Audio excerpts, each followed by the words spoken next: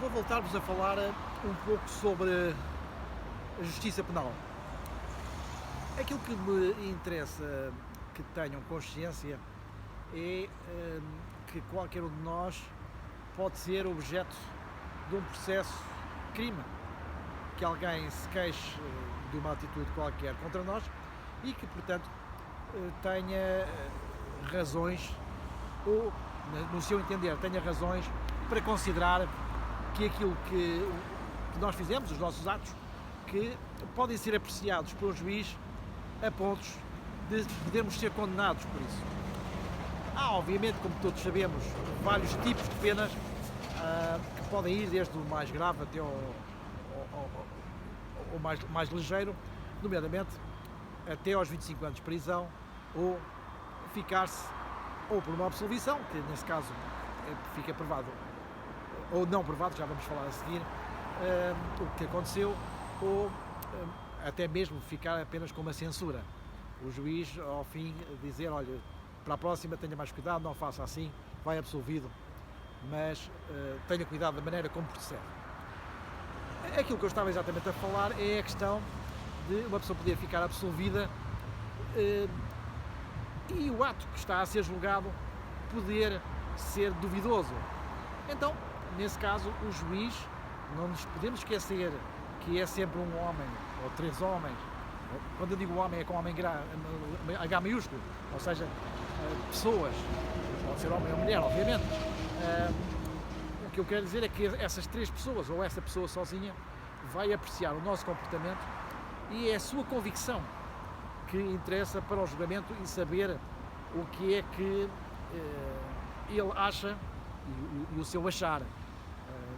Não é, o achar não tem graça, o seu achar é um achar severo, um achar no sentido de que ele é que decide se aquele comportamento deverá ser considerado ou não criminal.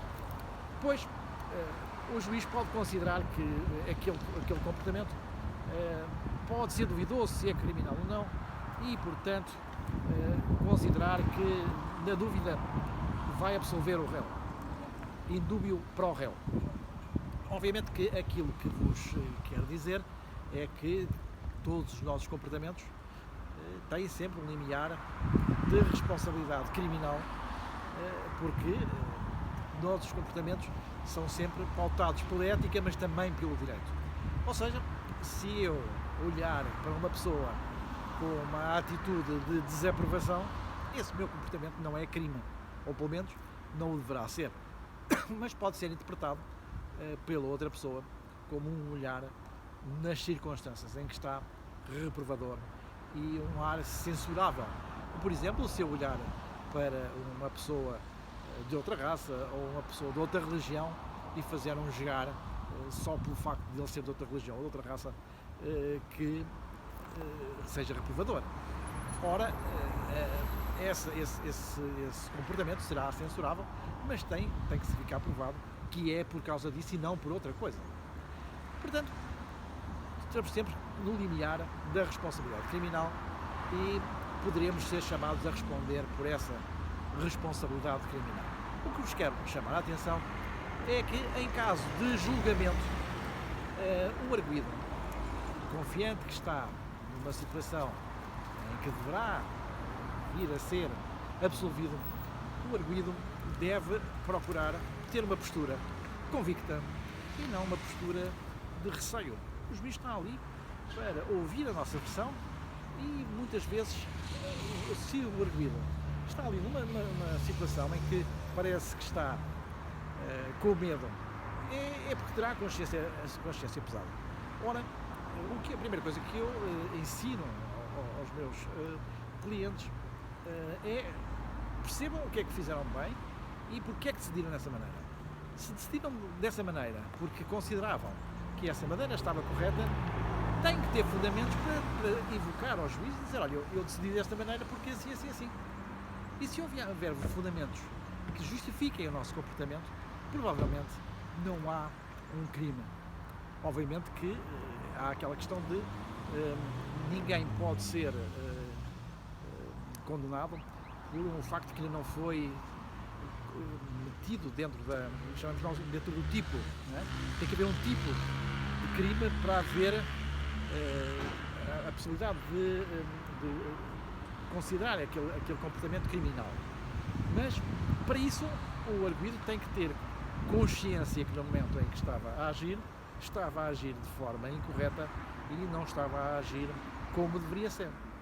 Mas se o arguido, no momento em que agiu, não estava consciente que aquilo que estava a fazer seria exatamente um ato criminal, nesse caso o seu comportamento vai ser apreciado de outra forma que não seria se soubesse que estava a praticar um crime e a sua intenção era praticar esse crime. Obviamente que aquilo que uma pessoa que numa situação de prisão preventiva vai logo responder, o primeiro conselho que um advogado qualquer dá é não fale. Não fale porquê? Porque a pessoa, primeiro que tudo, não é por simplesmente para esconder, mas primeiro que tudo a pessoa está numa situação de tensão que depois diz palavras que mais tarde se iria arrepender. Muitas vezes, até numa situação de tensão, a pessoa assume erros que mais tarde vem a verificar que no seu subconsciente não havia esse erro e que o ato criminoso que praticou não era crime e, portanto, não tinha intenção e estava enganado.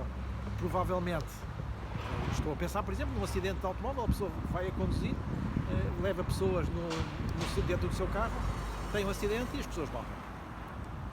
Se a pessoa assumir logo, fui eu que matei, a culpa é minha, foi consciente, eu devia ter feito x, y, z. Ora, isso é uma confissão, não é? E vai ser julgado a julgamento.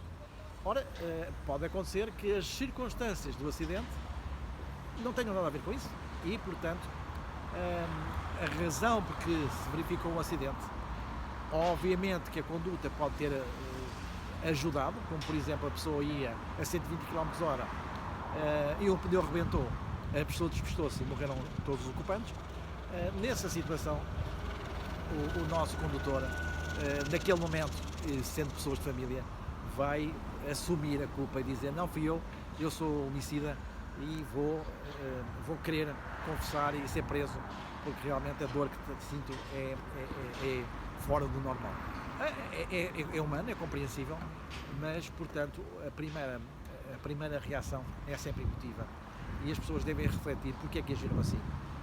E tenho visto na minha experiência de vida que muitas vezes as pessoas agem sem saberem realmente porque é que agiram assim e mais tarde vêm a descobrir que realmente agiram da forma correta e que não perceberam no momento em que agiram.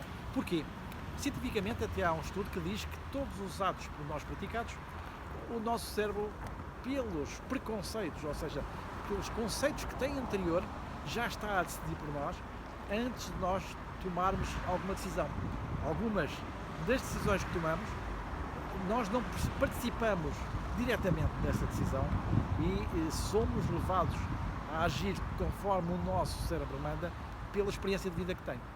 E portanto, nessa situação, é realmente aconselhável que na situação de prisão preventiva ou no primeiro interrogatório, o normal, não quer dizer que seja sempre, é a pessoa não falar logo, porque esse diálogo,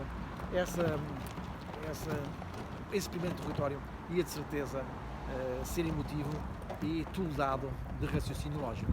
E assim, é o nosso primeiro diálogo que hoje vos acabo sobre o direito penal.